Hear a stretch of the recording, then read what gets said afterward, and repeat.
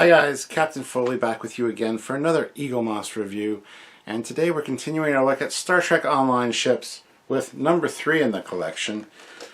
That is the USS Andromeda, which is basically a Galaxy class variation, which is awesome. But the USS Andromeda NCC 92100. So let's take a look at this. If you guys are interested in this or any other Eaglemoss ships, I've done a bunch of reviews on many of them, so check out those. There's a playlist of all the Eaglemoss reviews I've done. Check those out. Click the link down below. There is a link to get over to Eaglemoss, and when you're there, fill your card up with whatever you'd like, and then on checkout, use the discount code Trekyards 10 to save yourself some money. But let's look at the box. I mean, great box. You can see the little window there with the ship inside. It says Star Trek Online at the top, and then the registry number and the ship down here. Like all the other boxes in the Star Trek Online set, it's got the number 03, and then again the registry and ship name there, and a nice montage of ships up on this side there. On the back you got all the ships STO range already. I've already done the first two. And there are more to come. I do have more to do reviews of, and so look forward to those coming up in the future. So they're on the back there, as you can see. A little bit of a write-up about the ship here inside the box. You know, it says a 5-inch die-cast model of the USS Andromeda from Star Trek Online, a collector's magazine with an in-depth profile of the ship, including annotated renders, original production artwork showing how it was designed, and a look at how the designer evolved the design. On the side you got a little bit more information, talks about the ship a little bit, shows some pages from the actual manual, which we'll get into in a second, and then Star Trek Online on the top and the bottom. So great little box, again perfect for in a bookshelf if you want to keep them in the box if you don't have room to display them. Put them in this way with that showing, or this showing. Have this. This is how I have it in my bookcase right now because I don't have room to display these, unfortunately. But like that, and it's got the ship on the side there, as well as the name and stuff. So let's get into the box and see what we see.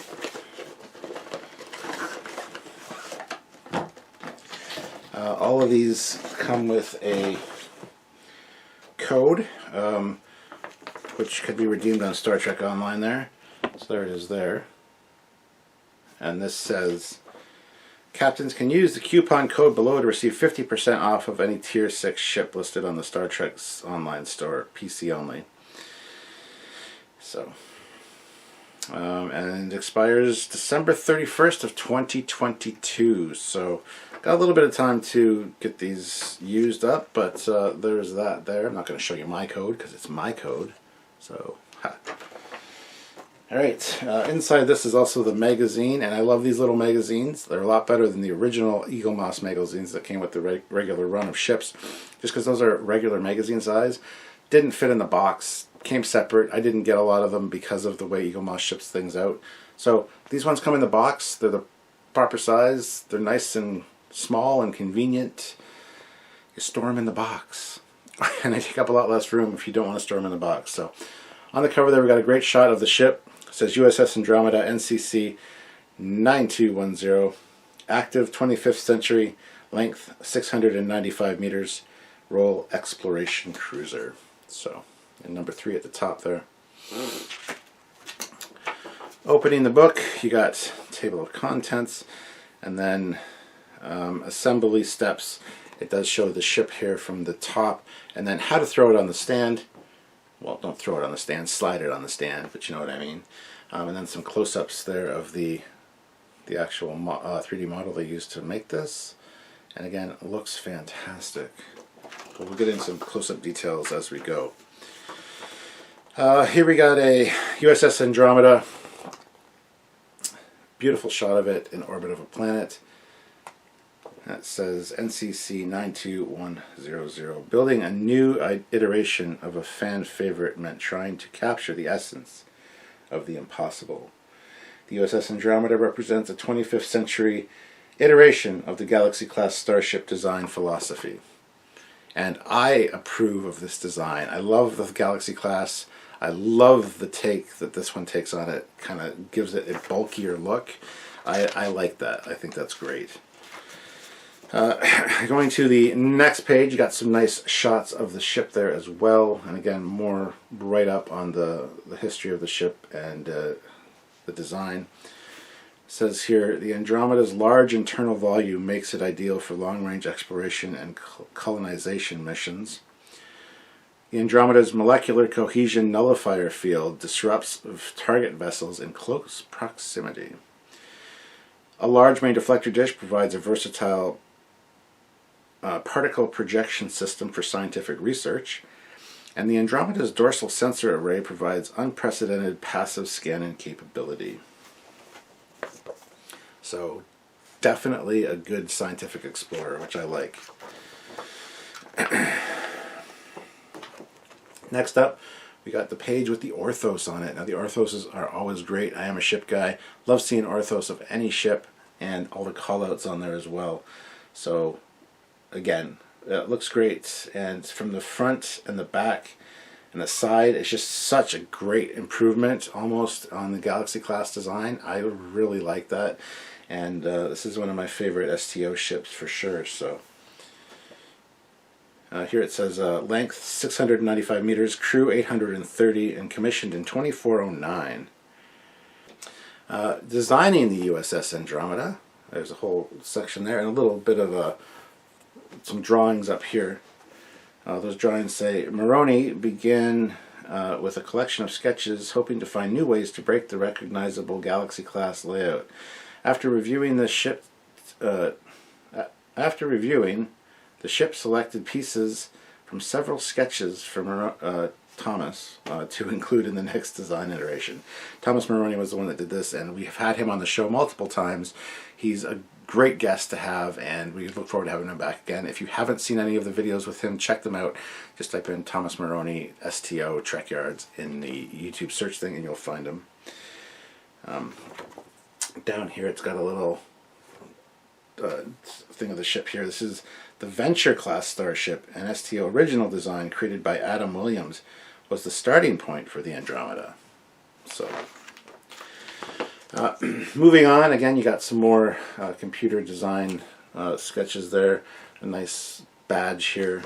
And this sketch here says, as he worked, Moroni went back and forth from the 3D model to his sketches, using both to refine the details of the design.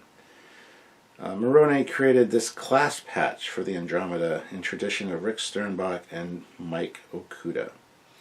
And then a great shot of the ship here. The completed USS Andromeda model includes a variety of details that connect it to its predecessors. So, love these books. They really provide a really good write-up for the ship. And then it goes on to talk about Star Trek Online lore and the Iconians' return. So it talks about the Iconians a little bit here, which we're not really going to look at right now, but you can see there that they've really go into detail about the Iconians. And then on the back, on the last page here, they've always got the ship's in-game stats. So you get to see, you know, its tier class, hull, turn rate, inertia ratings, bonus power, device slots, weapon slots, all that. On this last page, it shows issue number 4, which is the IKS Bortazku, which is a Klingon design, a very nice ship, which we'll be looking at sometime soon. And then some of the other Eaglemoss collection there. And then on the back of the magazine, a beautiful shot of the ship from the top, which again is a fantastic view of it. I do prefer the front and the side views to this ship, more so than the top, but I do like that look as well. So there it is. That is the magazine for the Andromeda, and it's a fun little ship. This one, well, big ship actually.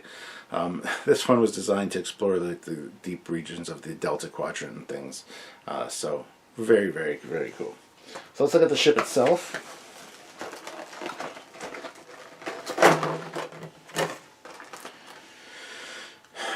Not a very big ship, but it falls in line with all the other Eaglemoss ships if they're not the XL, and a massive amount of detail on the hull of this ship. As you can see, lots of little details to look at, which we'll get to in just a second here, but look at all that detail that's on that. So let's take a look at it, shall we? Going to the front, of course, you got the registry number. You can see very small writing there, but the USS Andromeda, NCC 22100. Moving like around the saucer here, you can see there are escape pods and things. They're not three-dimensional, they're not raised at all, but they are printed on there with like a light gray color. And even the texturing or the surface detail on the hull, you've got light gray, you've got white, you've got some dark gray around the rim here. Around the rim of the saucer is that dark gray look, which is really cool. It has an Aztec-y panel-y feel, without going too overboard, but the details really catch the eye. There's so much going on this saucer. You got the phaser strip around there, of course. And then going to the bridge module, lots of little details in there. For the size of this thing, it's actually impressive the amount of detail that's put in there. Some nice striping, red striping behind the bridge and even in this back part, which goes to more darker colors. Which is above a shuttle bay by the looks of it. It looks like this maintains the Galaxy class shuttle bay there.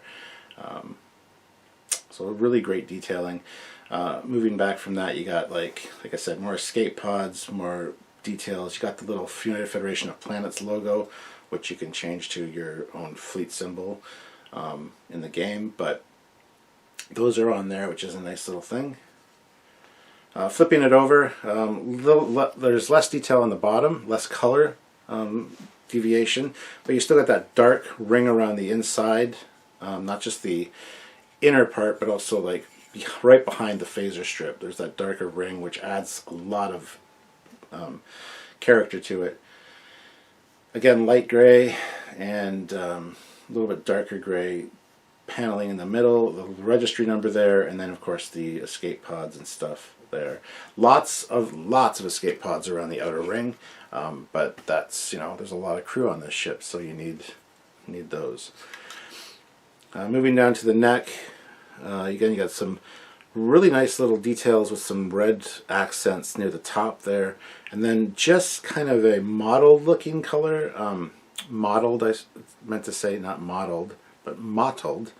It's got light gray and a little bit darker gray on the neck with some window details. Nothing too fantastical there, but cool.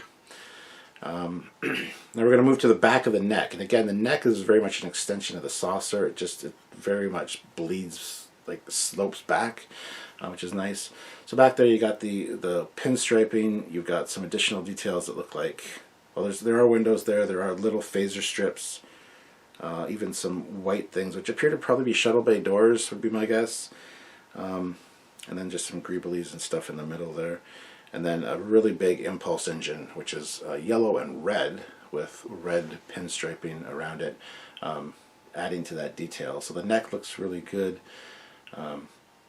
Going to the side of the secondary hull, again you got the same kind of mottled look that you have on the neck there, with a darker stripe which feeds back into the struts.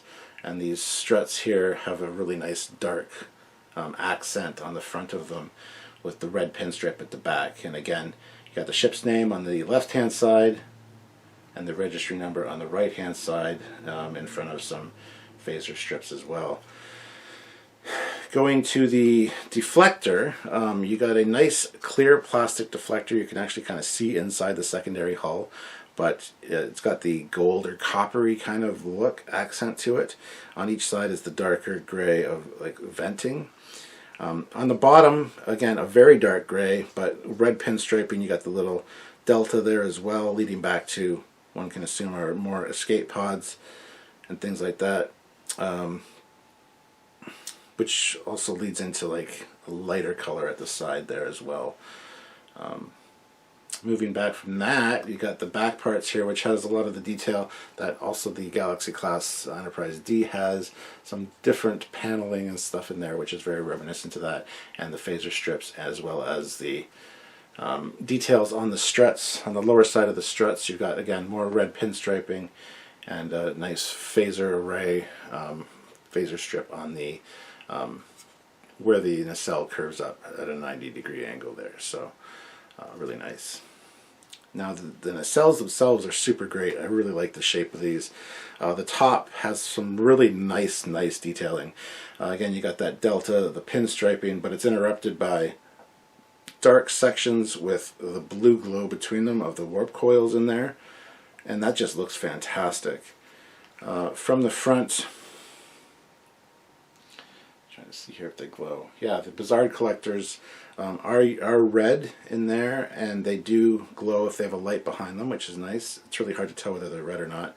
The length of the nacelle as well, the side of the nacelle, does glow blue. You can see two attachment points for or pegs because of where they're attached, but they do glow blue if they have a proper light source behind them, which is a nice little touch. And the bottom of the nacelle, more of the same, again, kind of carrying detail over from the Galaxy class. You got that round circle in red with some other details as well, and just some greeblies. So a lot of attention to detail on this one. And I really like this ship. This is a fantastic little thing. The STO ships are really nice. I like the detailing. I like the darker darker accent pieces on them. Really makes them pop, and I think the ships are kind of missing that in general, unless you get the STO stuff, which is great. Now, the only issue I have with this one is, it's not really that much of an issue, is when you look at it head on, the nacelles do slant in a little bit on each side, but I don't know if they're meant to do that. I would prefer if they were straight, which I think they're probably meant to be, but with the way the struts curve up, it's really hard to see whether that was intentional or not. I'd have to see one in game, but I really love the look of this thing from the side, as I said earlier, and the front just looks really great. Actually, I'm just going to take a quick look in the magazine at the orthos, because that'll give us a, yeah, the orthos shows the front of the ship, and it is supposed to be straight nacelles, so that's a little bit of an issue with the flimsier nacelle plastic, but it's not really that much of an issue, honestly. So there we have it. So let's head on over to the stand and take a look at this thing in all of its game glory. I love those beauty passes. Alright, here she is on the stand. Getting close, she got some really nice details there, as you can see. I mean, you did see the close-up pictures, but a lot of times just taking a look at it in person really helps. The stand there, as you can see, slots in well there. Like I said, I'm not a big fan of these Eaglemoss stands. Even though they are clear, they do obstruct a lot of the ship for me. That's a bit of an issue. So anyway, guys, here, as you can see, on a low shelf, looks really good. I love the shapes on this thing. It kind of refines the Galaxy class for me a little bit, and I think it looks really good on a low shelf. On an eye-level shelf, again, if you can get past the clear stand being there, like I said, that profile shot is one of my favorites. But other views of it as well, like heading away from you, things like that, have very dynamic looks to them, and I really appreciate that. The stand's not angled too much as far as a lot of Eaglemoss stands go, so not too complaining about that. But and then, of course, if we go to a upper shelf for it, looks really great. A lot of good detail there as well, as you can see the deflector there. So you put it on an upper shelf headed towards you or whatever, and it looks really, really good. So a lot of display potential for this one, and like I said, one of my favorite ships from STO for sure, as it really kind of refines a really classic looking ship. So that is it, guys. Like I said, if you are interested in this one or any other ships from Eaglemoss, use that link down below. Click that link to head on over to Eaglemoss. If you do that, then they know where the traffic's coming from, which helps us, and that helps you as well, because you can use the discount code Trekyards10 when you check out. So if you're able to do so, please consider doing so. We'd really appreciate that. And yeah, go grab yourself some STO ships. We've got more to cover, and we've already done a few reviews of some of the other ones, so check those out as well. So don't forget to subscribe to both channels, the Captain Foley personal channel and the Trekyards channel, and check out other videos, like I said, by us as well. And we look forward to seeing you guys in the future. So until then, I'm Captain Foley. Signing off. Bye, guys.